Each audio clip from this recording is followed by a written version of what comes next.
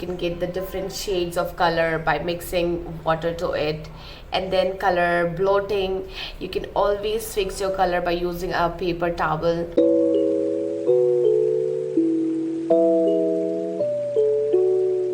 Hey guys, assalamu alaikum and welcome back to my channel. So in today's video I will be talking about the watercolor basics, right? So whenever we are starting some skill or something, the very important part is to know the basics of that skill or that art. So if I talk about watercolor art, and what is the first thing that we should know is about the supplies. So I have my canson watercolor paper 300 GSM and brustro watercolor on my palette, water, brustro round brush of size 0, and my paper towel. This is the basic thing that we need when we have to start the watercoloring. The first thing I want to tell you is about the color and how you can make different shades from that same color. So let me take a good dip of this purple color and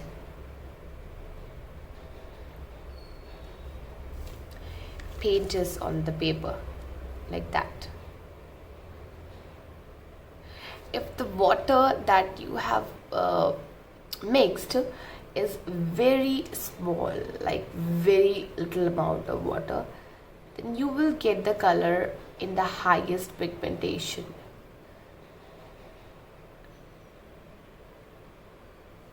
Now what you have to do, you have to gradually mix water, and then you will see that the colors are eventually getting lighter.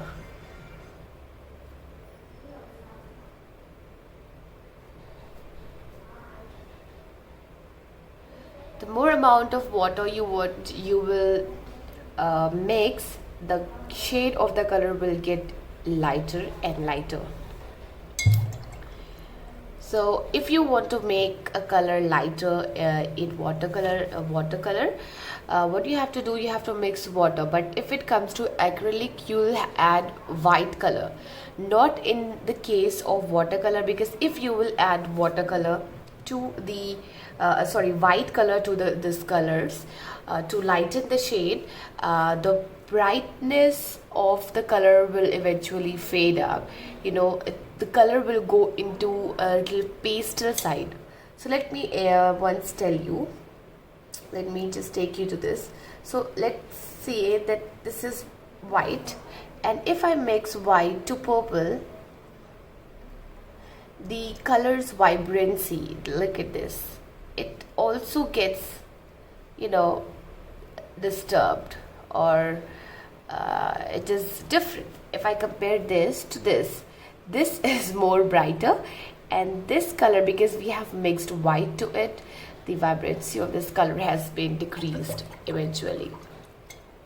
Now the next thing that I will discuss is called as water bloating.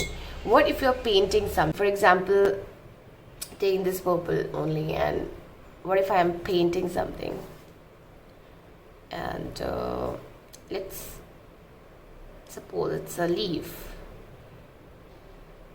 and you just found out that you have made a mistake. You get a towel and swipe that out. So most of the color will be absorbed. But if your color is the one which is dried up, for example this, you cannot take most of the color from this. But if we talk about this, you have absorbed almost most of the color, and if you want to fix it, you can fix it later. The second, the third thing that we will discuss is about the color blending, right? What if I say I take this purple, okay, and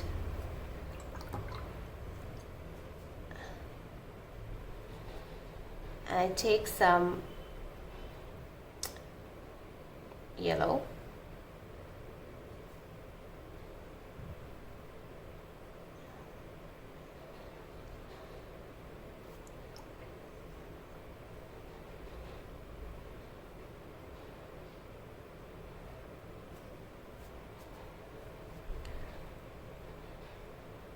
the water is so much on my palette, on my brush.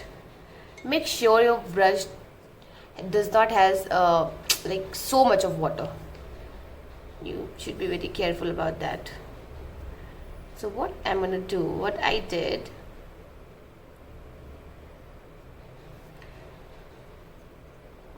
that's purple and that's yellow, and you can see there is a little different color in the middle, which is a brown. Okay, take more of purple and then do it again.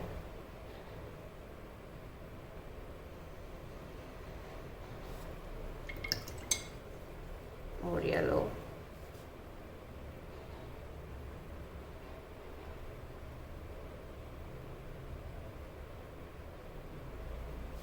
And yellow.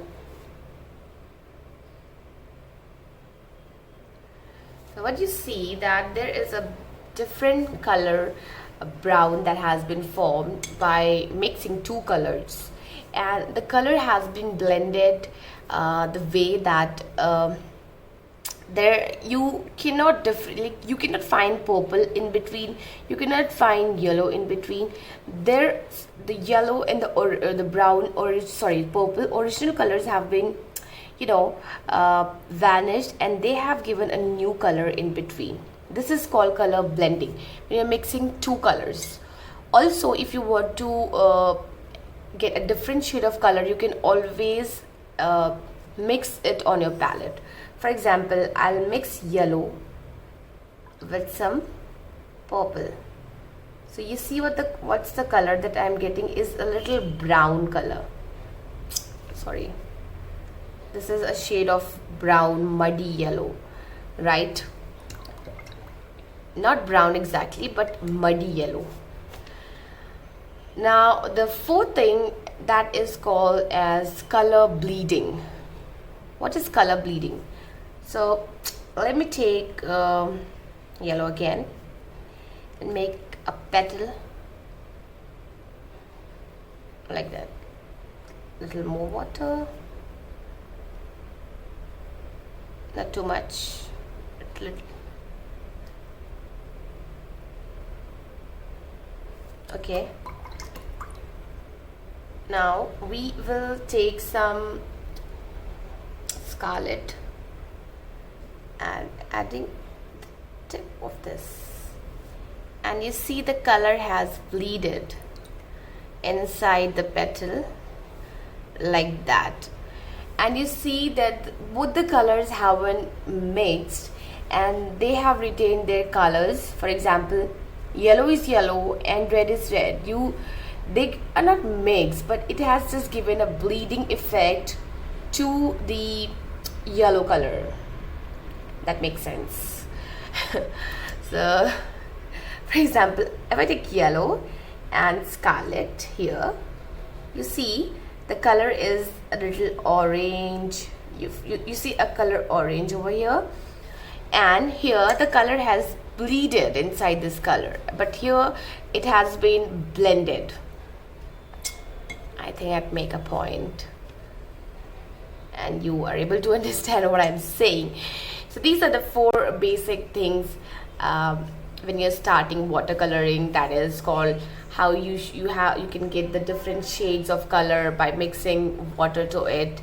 And then color bloating, you can always fix your color by using a paper towel and if the color is like very wet or is loaded with water, you can always take and remove the excess water out of it, or you can, if you want to fix it, you can do that too.